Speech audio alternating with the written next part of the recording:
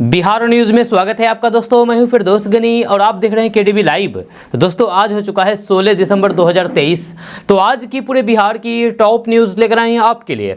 दोस्तों वीडियो शुरू करने से पहले आपको बता दें कि अगर आप नए आए हैं इस चैनल पर तो फिर चैनल को सब्सक्राइब करके बेल आइकन को प्रेस कर दीजिए और साथ ही वीडियो को लाइक कर दीजिए, अपने दोस्तों के साथ शेयर भी कीजिए। तो चलिए शुरू करते हैं आज की पूरे बिहार की टॉप न्यूज। दोस्तों आज बिहार न्यूज की शुरुआत टॉप हेडलाइन के साथ करते हैं। तो बात करते हैं कि लालू यादव की बेटी रोहिणी आचार्य लड़ सकती है विधानसभा चुनाव, ससुराल की इस सीट पर है नजर। बिहार में अब निजी वाहनों पर बोर्ड, नेम प्लेट और माइक लगाया तो खैर नहीं, भरना होगा इतना जुर्माना। बिहार में बालू माफिया बेलगाम, लाठी डंडों से खनन और पुलिस टीम को पीटा, दारोगा सहित 5 घायल। नीतीश कुमार की राह में रोड़ा बना यूपी का बुलडोजर, बिहार के मुख्यमंत्री नीतीश कुमार ने इसलिए कैंसिल कर दी वाराणसी की रैली। नेता प्रतिपक्ष विजय कुमार सिन्हा ने नीतीश सरकार पर कसा तंज, कहा बिहार में अडानी का स्वागत और बाहर गाली दे रहे हैं महागठबंधन के घटक दल। पूर्व मुख्यमंत्री जीतन राम मांझी ने नीतीश कुमार पर किया हमला, कहा जंगल राज के बुरा और लाचार शेर बने बैठे हैं। नीतीश कुमार के पास 2 दांत, खाने की और दिखाने की और। अडानी ग्रुप के 87 करोड़ रुपए निवेश करने की बात पर बीजेपी का तंज। अब नवादा में भी हर घर में होगी गंगा जल की आपूर्ति, सीएम नीतीश 15 दिसंबर को करेंगे लोकार्पण। बिहार में हिंदुत्व कार्ड खेलने के लिए भाजपा का मास्टर प्लान, जानिए क्या है तैयारी। मखाना की खेती से हो सकते हैं मालामाल, सरकार दे रही है 75% सब्सिडी, जाने कैसे करें आवेदन। बिहार बीजेपी चीफ चुप ही रहे, तेजस्वी को भी दिख रहा फायदा, शराबबंदी पर प्रशांत किशोर की खरी खरी। कच्चे तेल का भाव फिर चढ़ा, बिहार में बदले पेट्रोल डीजल के दाम, जान लीजिए आज के भाव, आगे आपको बताएंगे विस्तार से। ड्रैगन फ्रूट, स्ट्रॉबेरी और पपीते की खेती पर बम्पर सब्सिडी पाने का मौका, किसान यहां पर करे आवेदन। आने वाले समय में मांझी का होगा बहुत बुरा हाल, शराबबंदी खत्म करने की मांग पर नीतीश कुमार के मंत्री की बड़ी भविष्यवाणी। भागलपुर में कैंसर मरीजों का अब होगा मुफ्त इलाज, आईडीए और जयप्रभा के बीच हुआ समझौता। शिक्षा व्यवस्था को ठीक करने के लिए कुछ तो करना पड़ेगा, मंत्री शीला मंडल ने के पाठक का किया समर्थन। चीन में फैल रहे निमोनिया का कोरोना जैसा खौफ, अलर्ट पर बिहार के अस्पताल, बेड से लेकर के दवाइयों के इंतजाम। बिहार में बेलगाम हुए बालू माफिया, लाठी डंडों से खनन और पुलिस टीम को पीटा, एसआई समेत 5 लोग घायल। 17 शहरों का गिरा पारा, कोहरे के साथ बड़ी ठंड, पटना पूर्णिया की हवा सबसे खराब। दोस्तों अब बात करेंगे विस्तार से। तो बात करते हैं कि बिहार में रहने वाले लोगों के लिए एक बड़ी खबर सामने आ रही है। ताज़ा रिपोर्ट्स के मुताबिक बिहार में अडानी ग्रुप अलग अलग सेक्टर में 8,700 करोड़ रुपए का निवेश करने जा रही है। जी हां, इसको लेकर के अडानी ग्रुप के द्वारा तैयारियां शुरू कर दी गई है।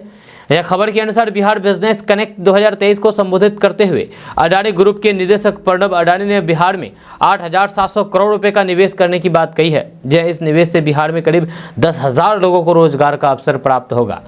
आपको बता दें कि अडानी समूह राज्य में यानी कि बिहार में सीमेंट, विनिर्माण, लॉजिस्टिक और कृषि उद्योग सहित विभिन्न क्षेत्र में निवेश करेगी।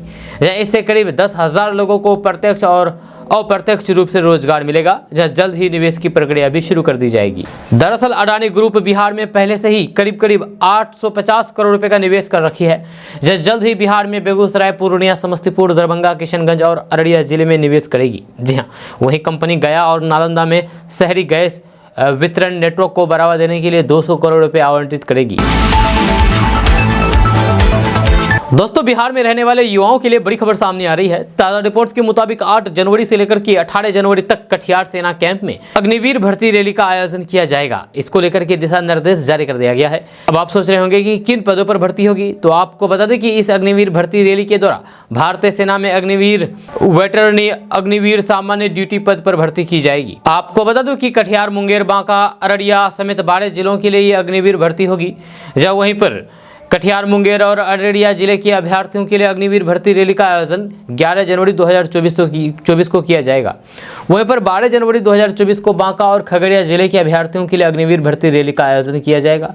13 जनवरी 2024 को भागलपुर, मधेपुरा और पूर्णिया जिले के अभ्यर्थियों के लिए अग्निवीर भर्ती रैली का आयोजन किया जाएगा। सुपौल, सहरसा और किशनगंज में जिले के अभ्यर्थियों के लिए अग्निवीर भर्ती रैली का आयोजन किया जाएगा।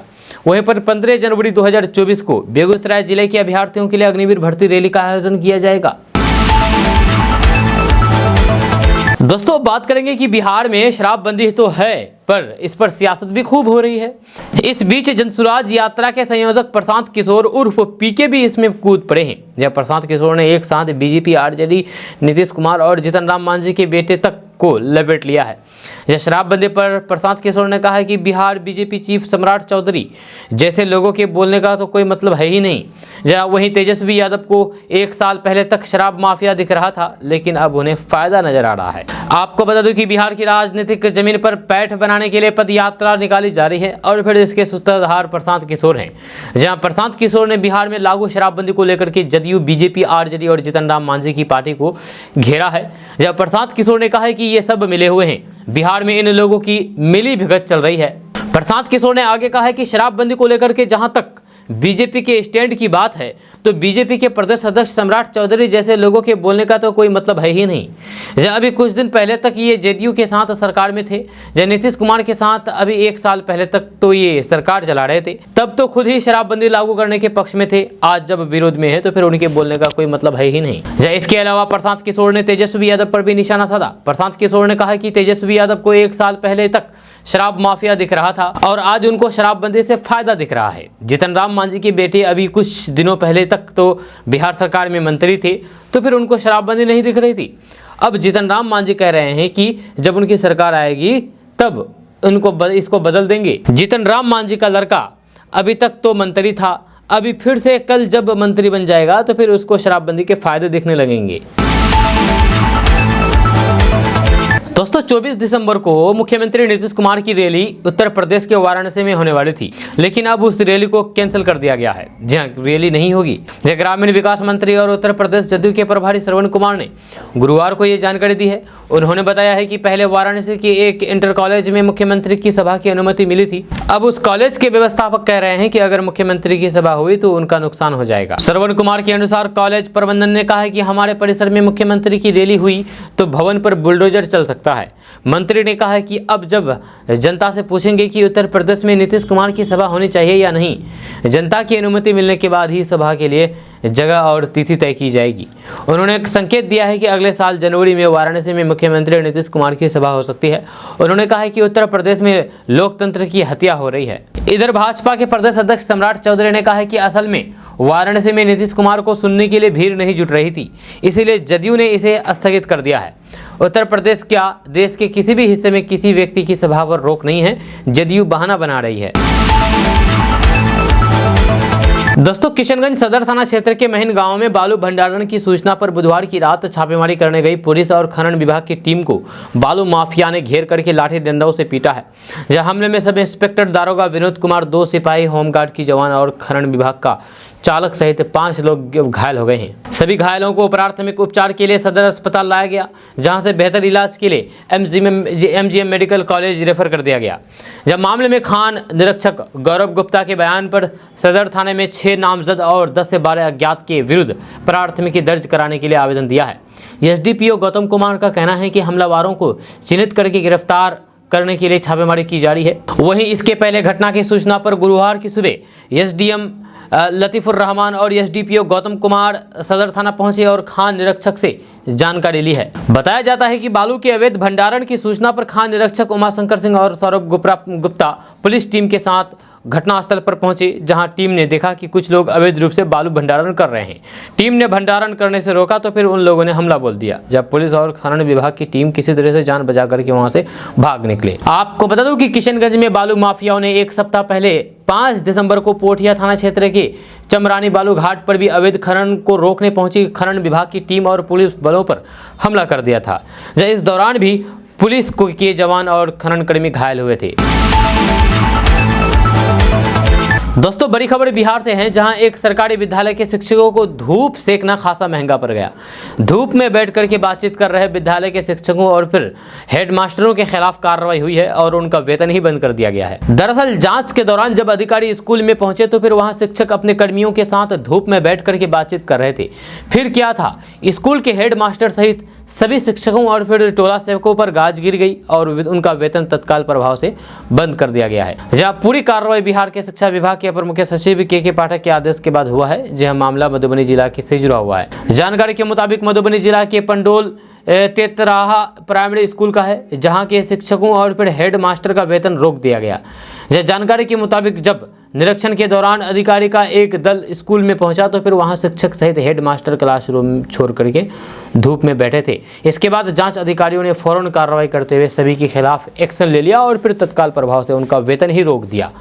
इस कार्रवाई के बाद शिक्षा विभाग और शिक्षकों में खासा हरकत मचा हुआ है। आपको बता दूं कि के पाठक द्वारा रोजाना कई तरह के नए आदेश निकाले जा रहे हैं। आदेश तो निकालते ही हैं, साथ ही साथ वे खुद भी यानी कि के पाठक खुद भी घुस करके स्कूलों का निरीक्षण, औचक निरीक्षण कर रहे हैं और फिर कार्रवाई भी कर रहे हैं। के पाठक ने शिक्षा विभाग में सुधार को लेकर के जो नियम बनाए हैं उसका दबे स्वर से ही सही शिक्षक और उनका संघ भारी विरोध कर रहे हैं। दोस्तों, पटना सहित 23 शहरों के अधिकतम तापमान में गुरुवार को गिरावट दर्ज की गई है। न्यूनतम तापमान में भी उतार चढ़ाव जारी है। जब पटना समेत 14 शहरों के न्यूनतम तापमान में वृद्धि जबकि 17 शहरों के तापमान में गिरावट दर्ज की गई है।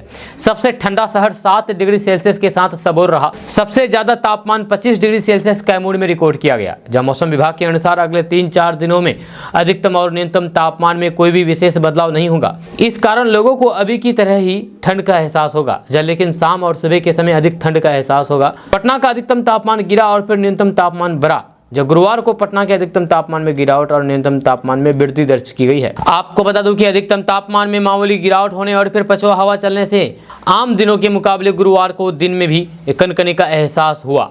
शुक्रवार के दिन भी यही रहा। हालांकि शुक्रवार के दिन में धूप निकली, लेकिन सुबह शाम काफी ज्यादा ठंड रहा। आपको बता दें कि बिहार में ठंड बढ़ने के साथ साथ वायु प्रदूषण भी बढ़ रहा है। धुंध के चलते बच्चों बुजुर्गों को सांस लेने में तकलीफ हो रही है। राजधानी पटना का हाल सबसे बुरा है। वायु गुणवत्ता सूचकांक 425 पहुंच गया है, जब वहीं पूर्णिया का भी AQI 412 है। इसके अलावा अररिया, भागलपुर, आरा और मुजफ्फरपुर का भी AQI 350 के पार है। सबसे बेहतर सासाराम और बिहार शरीफ की हवा है। दोस्तों, बिहार के डिप्टी सीएम तेजस्वी यादव आमतौर पर यह कहते हैं कि हमारी सरकार रोजगार देने वाली सरकार है। हम इसके साथ ही हम उद्योग और फिर उन चीज़ों को भी अधिक महत्व देते हैं। लेकिन बीते दिनों राजधानी पटना में एक बहुत बड़ा बिजनेस समिट आयोजित किया गया। इस दौरान देखने वाली बात यह रही है कि 2 दिन के इस पूरे कार्यक्रम में बिहार के उप मुख्यमंत्री तेजस्वी यादव एक भी जगह नजर नहीं आए।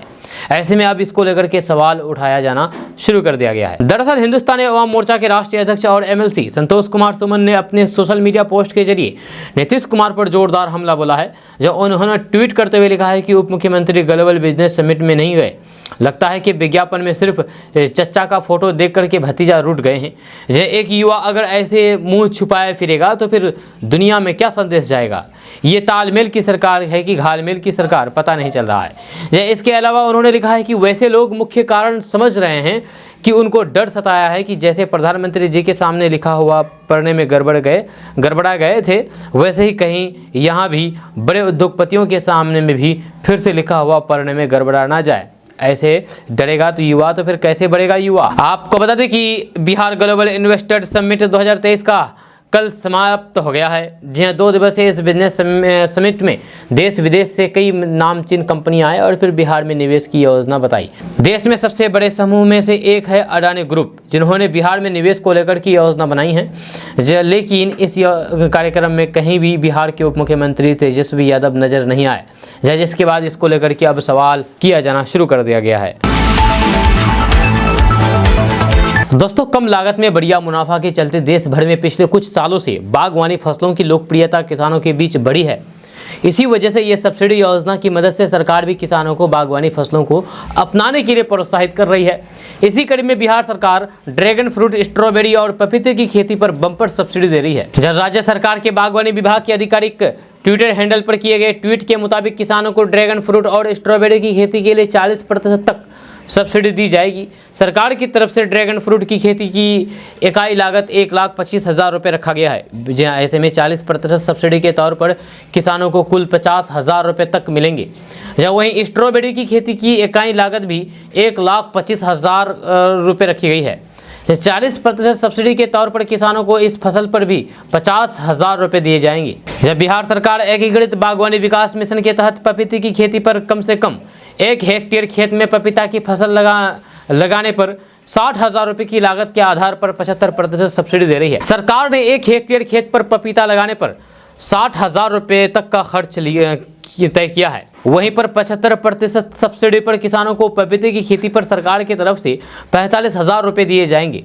अगर आप बिहार के किसान हैं और ड्रैगन फ्रूट, स्ट्रॉबेरी और पपीते की खेती पर सब्सिडी लेना चाहते हैं तो बिहार उद्यानिकी विभाग की पोर्टल horticulture.bihar.gov.in पर के लिए ऑनलाइन आवेदन कर सकते हैं। जहाँ वहीं इस योजना से जुड़ी हुई अधिक जानकारी के लिए नज़दीकी जिला के सहायक निदेशक उद्यान की वेबसाइट पर विजिट कर सकते हैं। जहाँ किसानों के खाते में अनुदानित राशि सत्यापन के बाद डीबीटी के माध्यम से भेज दी जाएगी। दोस्तों, मुख्यमंत्री नीतीश कुमार के दूरगामी जल जीवन हरियाली अभियान के तहत बिहार की अपने तरक्की की पहली एवं अति महत्वाकांक्षी गंगा जल आपूर्ति योजना के दोनों चरणों के काम रिकॉर्ड समय पर पूरा हो गया है।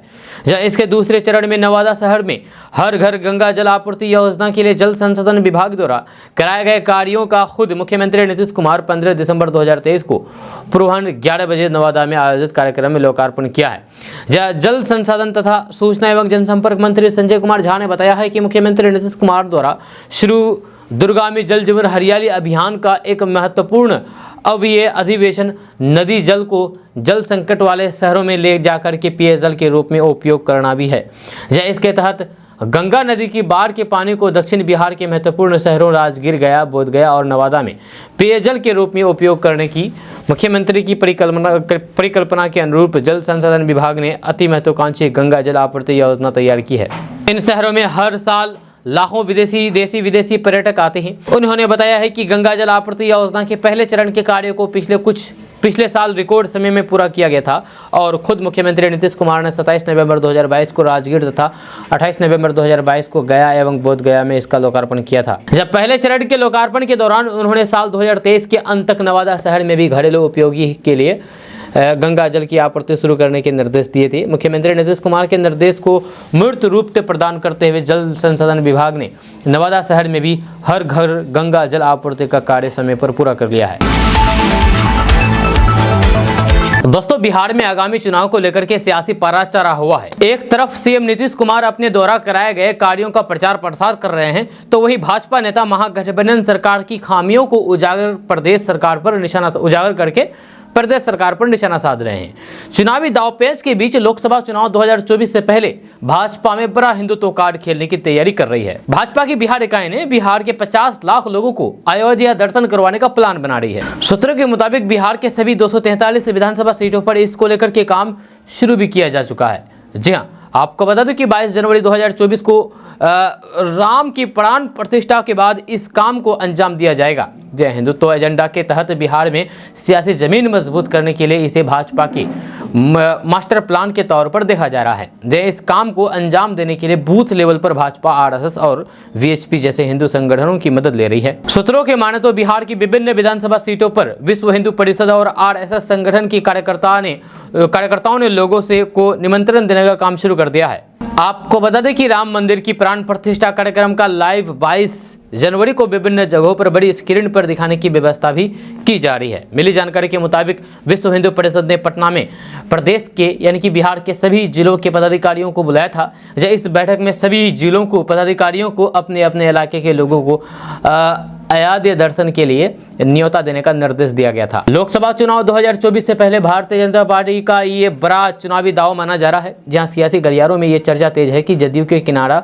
करने के बाद भाजपा बिहार में अपनी सियासी पकड़ मजबूत करने के लिए विभिन्न एजेंडों पर काम कर रही है। इसमें सबसे बड़ा एजेंडा हिंदुत्व कार्ड है। दोस्तों, सेहत का खजाना के तौर पर मशहूर मखाना की अधिकांश खेती बिहार का मिथिलांचल और सीमांचल इलाके में ही होती है, जहाँ देश के कुल उत्पादन का 90% उत्पादन इन्हीं इलाकों में होता है। इसकी बढ़ती डिमांड को देखते हुए बिहार सरकार ने इसको बढ़ावा देने का फैसला किया है। नीतीश सरकार ने राज्य बागवानी मिशन के तहत इसकी खेती के लिए सब्सिडी दे रही है। किसानों से इसके लिए आवेदन मांगे गए हैं, जहाँ इसकी खेती के लिए प्रति हेक्टेयर 97,000 रुपये तय की गई है। इसमें से किसानों को 72,750 रुपये सब्सिडी मिलेगी, यानी कि कुल राशि का 75% सब्सिडी दी जाएगी। इससे पूर्णिया, कटिहार, मधेपुरा, सहरसा, सुपौल, खगड़िया, दरभंगा, अररिया, किशनगंज और मधुबनी के किसानों को फायदा होगा। मखाना किसानों को बीज बांटने के लिए भी सब्सिडी दी जाएगी। बीज की कीमत प्रति हेक्टेयर 5400 रुपये तय की गई है, जिसके लिए 75% सब्सिडी मिलेगी। 10 जिलों के किसानों को इसका लाभ मिलेगा। अगर आप इसका लाभ लेना चाहते हैं तो सबसे पहले आपको बिहार के कृषि विभाग के उद्यान निदेशालय की आधिकारिक वेबसाइट horticulture.bihar.gov.in पर जाना होगा। जब वेबसाइट के होम पेज पर बिहार सरकार की योजनाएं दिखाई देगी, मखाना विकास योजना पर आवेदन करें विकल्प पर क्लिक करना होगा। आवेदन करें विकल्प पर क्लिक करते ही नया पेज खुलेगा। इस पेज पर कुछ नियम और शर्तें होंगे, इसे ध्यान से आपको पढ़ना होगा। इसके बाद इच्छा हो तो फिर एग्री विकल्प पर क्लिक करना होगा। क्लिक करते ही आवेदन फॉर्म ओपन हो जाएगा। आवेदन फॉर्म को आपको ध्यानपूर्वक भरना होगा।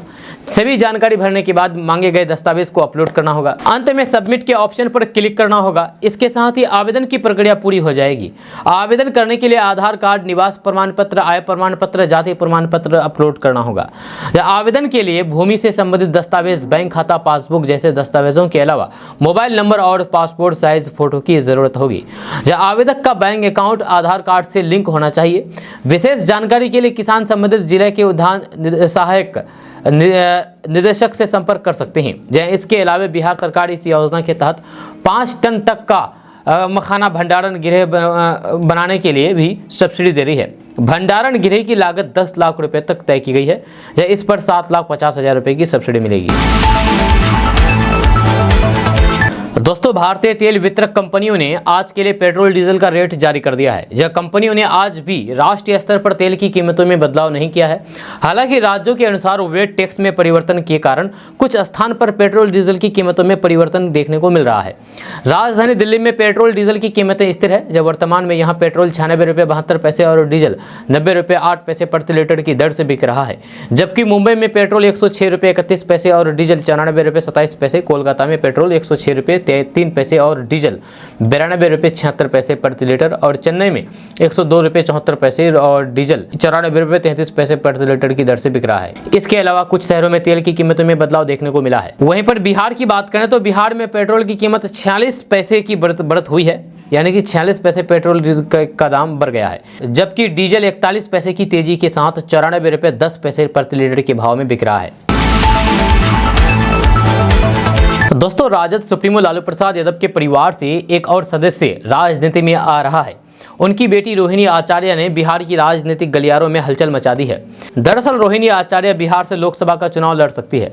अगले साल लोकसभा का चुनाव होना है, जिसे लेकर के चर्चा शुरू हो गई है कि रोहिणी आचार्य अपने ससुराल से आरजेडी की उम्मीदवार बन सकती है। इसमें दिलचस्प बात यह है कि रोहिणी आचार्य, जो अब तक राजनीति में नहीं आने की बात कह रही थी, उन्होंने पहली बार खुद संकेत दे दिया है कि अगर जनता चाहेगी तो वे राजनीति में जरूर आ सकती है, जरूर चुनाव लड़ सकती है। रोहिणी आचार्य का ससुराल काराकाट लोकसभा के दाऊद नगर में है, जहां वह गुरुवार को अपने ससुराल स्वर्गीय राव नारायण रणविजय सिंह की 10वीं पुण्यतिथि पर पहुंची थी। वहीं उनके साथ उसकी सास और पति समरेश सिंह भी थे।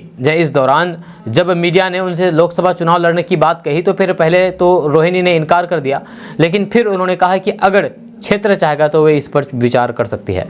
काराकाट सीट से फिलहाल जदयू के महाबली सिंह सांसद हैं और फिर उन्हें फिर से टिकट देने की चर्चा है। काराकाट लोकसभा क्षेत्र से चुनाव लड़ने के सवाल पर रोहिणी आचार्य ने कहा कि अभी तक तो वह अपने मां और पिताजी की ही सुन रही है, लेकिन जनता कहेगी तो फिर उसकी भी सुन सकती है।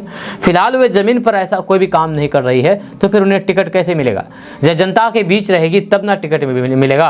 आपको बता दूं कि लालू प्रसाद यादव की दूसरी बेटी रोहिणी आचार्य की शादी 23 मई 2002 को हिच्छन बिघा निवासी मुंबई के पूर्व आयकर अधिकारी राव रणविजय सिंह के बेटे समरेश सिंह से हुई थी। ये शादी समारोह काफी चर्चा में रहा था। रोहिणी की शादी सत्ताधीश की बेटी की सबसे महंगी शादी होने का कारण इलाके में सुर्खियां बन गई थी। आपको बता दें कि 5 दिसंबर 2022 को रोहिणी आचार्य पिता लालू प्रसाद यादव को सिंगापुर में किडनी देकर के सुर्खियों में आई थी।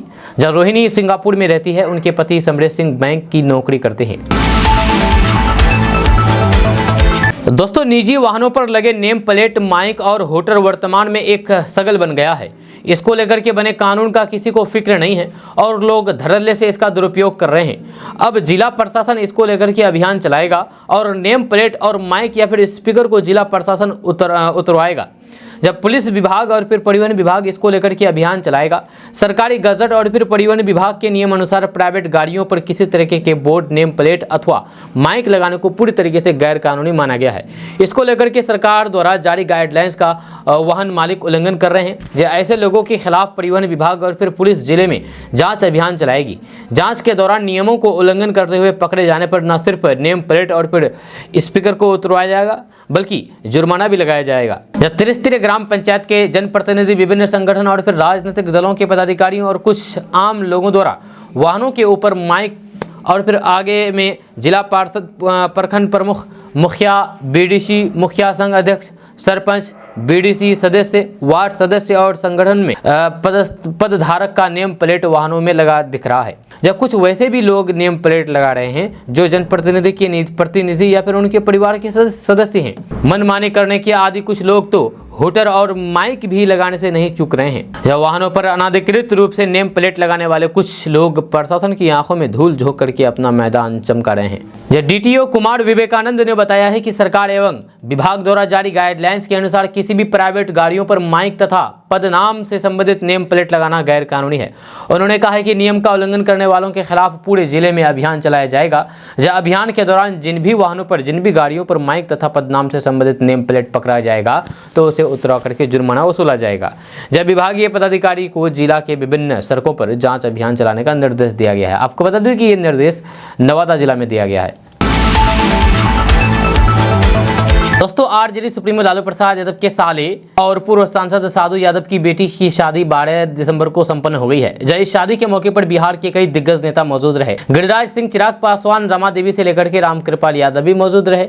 इस शादी में सबसे हैरानी वाली बात यह रही कि लालू परिवार के एक भी सदस्य मौजूद नहीं रहे, जबकि लालू प्रसाद यादव के साले की बेटी की शादी थी। न ही जीजा लालू प्रसाद यादव पहुंचे थे और न ही बहन राबड़ी देवी पहुंची थी, जिसके बाद कयास लगाए जाने लगे हैं कि दोनों परिवार के रिश्तों में खटास अभी भी दूर नहीं हुई है। जी हाँ, इतना ही नहीं, भांजा और भांजी से भी कोई नहीं पहुंचा। बचपन में तेजस्वी यादव और तेज प्रताप यादव साधु यादव के बेहद करीब माने जाते थे, लेकिन बाद में दोनों परिवार में रिश्तों में करवाहट आ गई। अब तो दोनों परिवार एक दूसरे के घर तक आना जाना पसंद नहीं करते हैं। साधु यादव की पहली बेटी की शादी में भी लालू परिवार से कोई भी नहीं पहुंचा था। ये बड़ी हैरानी वाली बात है। दोस्तों, देश के बड़े उद्योगपति गौतम अडानी और उनकी कंपनी को लेकर के तमाम विपक्षी दल सवाल उठाते हैं। विपक्षी नेता आरोप लगाते हुए नहीं थकते हैं कि केंद्र की मोदी सरकार की वजह से अडानी ग्रुप का कारोबार लगातार बढ़ते जा रहे हैं। जब बिहार की सत्ताधारी आरजेडी और जेडीयू नेता अडानी मुद्दे पर मोदी सरकार को घेरने से बाज नहीं आते हैं, लेकिन आज हम दूसरी तस्वीर दिखा रहे हैं। सीएम नीतीश कुमार के दिल में अडानी ग्रुप को लेकर के किस तरीके का प्रेम है वह सामने आ ही गया है। दरअसल पटना में नीतीश सरकार की तरफ से इन्वेस्टर्स समिट का आयोजन किया गया। दावा किया जा रहा है कि इस समिट से बिहार में हजारों करोड़ के निवेश हुए हैं, जो निवेश होंगे। ज्ञान भवन में आयोजित इन्वेस्टर समिट को लेकर के राज्य सरकार ने खजाना खोल दिया है। जब कई दिनों से अखबारों में विज्ञापन देकर के ये बताने की कोशिश की जा रही है कि अब बिहार में भी बड़े बड़े उद्योग लगने वाले हैं। आज के दिन बिहार के मुख्यमंत्री नीतीश कुमार ने बिजनेस कनेक्ट 2023 के प्लेनरी सेशन का उद्घाटन किया। इस मौके पर कई प्रमुख कंपनियों और फिर उद्योग विभाग के बीच निवेश प्रस्ताव से संबंधित MOU पर हस्ताक्षर भी हुए। इस इन्वेस्टर्स समिट में वह अडानी ग्रुप भी शामिल है, जिसके बारे में कांग्रेस, राजद, JDU की नेता सवाल खड़े करते हैं। अडानी ग्रुप की तरफ से इन्वेस्टर समिट के प्रणब अडानी शामिल हुए। इस प्रणब अडानी को लेकर के मुख्यमंत्री नीतीश कुमार का गजब का प्रेम देखने को मिला है। बिहार बिजनेस कनेक्ट 2023 के उद्घाटन सत्र के दौरान मंच पर मुख्यमंत्री नीतीश कुमार समेत 3 अन्य मंत्री और अन्य वरिष्ठ अधिकारी मौजूद थे। इसके अलावा प्रणब अडानी और फिर अन्य बड़े बिजनेस घराने के अधिकारी मौजूद थे। जब मुख्यमंत्री दीप जलाकर के कार्यक्रम का उद्घाटन कर रहे थे, जब तभी वह तस्वीर दिखी जो अडानी ग्रुप को लेकर के CM नीतीश कुमार के मन में कितना प्रेम है। विपक्षी दलों का विरोध तो सिर्फ दिखावे के लिए है। नीतीश कुमार जब उद्घाटन कर रहे थे तभी उनके विश्वास पात्र प्रधान सचिव दीपक कुमार अडानी ग्रुप के निदेशक प्रणब अडानी को लेकर के एक्टिव हो गए।